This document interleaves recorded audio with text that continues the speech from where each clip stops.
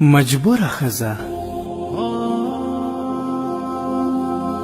ګرانو ملګرو، له دې دردونکې کیسې نه مخکې راځئ چې په دې خبر شو چې زموږ د ګناهونو په اړه الله تعالی څه فرمایي.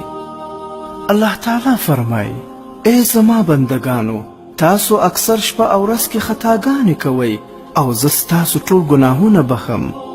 ای زما بندگانو، که تاسو ګناه کولو کې ماته ضرر رسول وغواړئ نو هیڅکله ضرر راته نشئ رسولی، او که نیک کار کولو کې راته فایده رسول وغواړئ نو په هیڅ کار راته فایده نشئ رسولی. یعنی که تاسو ټول ګناهونه کول شروع کړئ نو زما خدای ته نقصان نشئ رسولی، او که ټول اطاعت گزار جوړ شئ او عبادتګاره جوړ شئ نو زما په خدای کې زیاتی نشئ راوستی، بلکې ګټه مو هم د ځان ده او تاوان مو هم د خپل ځان دی. راځئ چې قصه واورو. په یو زمانه کې مالدار سړی و چې ډیر ګناهګاره و. د یوې نیکې ښځې سره یې محبت و. د ډیر کوشش وکړو چې دا زما په قابو کې راشي، لیکن هغه د ده په قابو کې رانغله او دا مالدار سړی ناامیده شو. او یو ځل په دې ښځې ډېر د سختۍ وخت راغلی. یوه خوا ته پرې د رزق تنګي راغله او بل خوا د قرضونو نه تنګه شوه. خلکو ترې د پور مطالبه کوله، دا مجبوره شوه او دې مالدار سړي له راغله او خپل ټوله قصه یې ورته بیان کړه. هغه سړی ډېر خوشحاله شو او ورته یې وویل چې څومره مال غواړې هغه واخله، خو نن شپه به ما ته راځې. هغې ښځې ورته وویل چې ډېره ښه ده چې خلکو ته قرضه ورکړم بیا به راشم. نو دې سړي ورته روپۍ ورکړې. دا ښځه لاړه او ټول قرض یې ادا کړو او د وعدې مناسب واپس په شپه کې دې سړي ته روانه وه. او د الله جل جلاله له ویرې نه یې په لاره کې ژړل او دا دعا یې کوله: ای الله، په ما سختي راغلې ده، زه ستا نه سوا د بل چا کومک نه غواړم او د ټولو نه لوی رحم کوونکی ته یې. ای زما ربه، زما د درد او د فریاد ځای ته یې. ای خدایه، اگر که زه د سر نه تر خپو پورې ګناهګاره یمه، خو اوس ستا په در کې طلبګاره د توبې یمه. ای زما خدایه، زما په ظاهر او باطن ته خبردارې او زما حالت ستا نه پټ نه دی. زه یوه غریبه او فریاد کوونکې او بېنوا یمه. څوک به زما تپوس وکړي بغیر له تانه. ای زما خدایه، زما دعا مه ردوه، په خپل فضل او کرم سره زما حفاظت وکړه. او بیا هغه مالدار سړي ته ورغله. دغه سړي د خپل ناکاره ارادې دپاره خپل مکان ښه خوشبویه کړی و. کله چې دا ښځه او سړی یو ځای کېنستل نو دې ښځې ورته وویل چې اول زما یوه خبره واوره، بیا چې دې څه زړه غواړي نو کوه یې.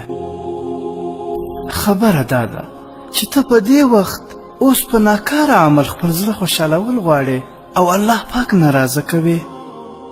سبا به په ورځ د قیامت مالک الملک او احکم الحاکمین خدای ته مخته کیږي او د ذرې ذرې حساب به در سره کیږي او ملائکو ته به حکم وکړي چې دا بدکاره سړی او دا بدکاره ښځه راولئ او زما مخ ته یې ودروئ. نو په دغه وخت کې به بیا څه جواب ورکوې؟ او زه د داسې حق الله چې هغه تمام مخلوق پیدا کړی دی او په ټوله مخلوق یې خپله تابعداري فرض کړې ده، او بیا داسې صاحب د قدرت دی چې په ساعت کې فقیر مالدار کوي او په یو ساعت کې مالدار فقیر کوي، او هغه هر وخت حاضر او ناظر دی او زموږ په حال خبردار دی. زه خو که تا ته راغلی یم خو د قرض غوښتونکو نه تنګه یم، که نه زه په دې ناکاره کار خوشحاله نه یم او نه مې چېرته کړی دی.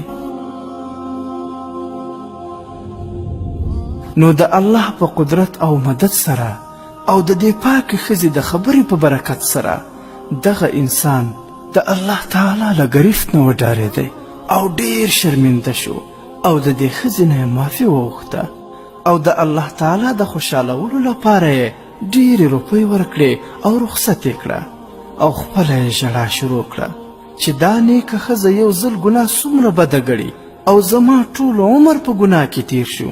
ای زما افسوسه، زه به الله ته څه جواب ورکوم؟ 3 شپې او 3 ورځې یې الله تعالی ته وژړل او رښتونې توبه یې وایسته او د دې فاني دنیا نه رخصت شو.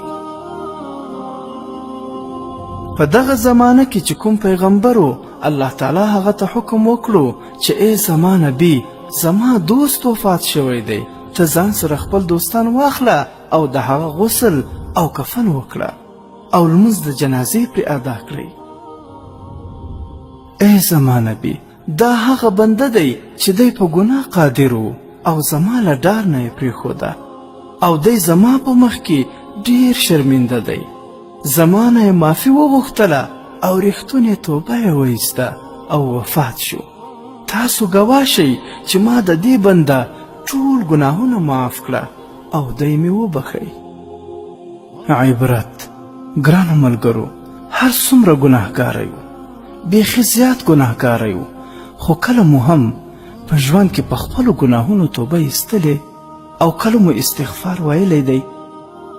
نبی علیه الصلاة والسلام فرمایلی دی چا چې استغفار ویل پر خپل ځان لازم کړل، الله تعالی به ورته د هرې تنګسیانه لار د وتلو پیدا کړي او د هر غم نه نجات او له هغه ځای نه به روزي ورکوي چې د ده به ګمان هم نه وي.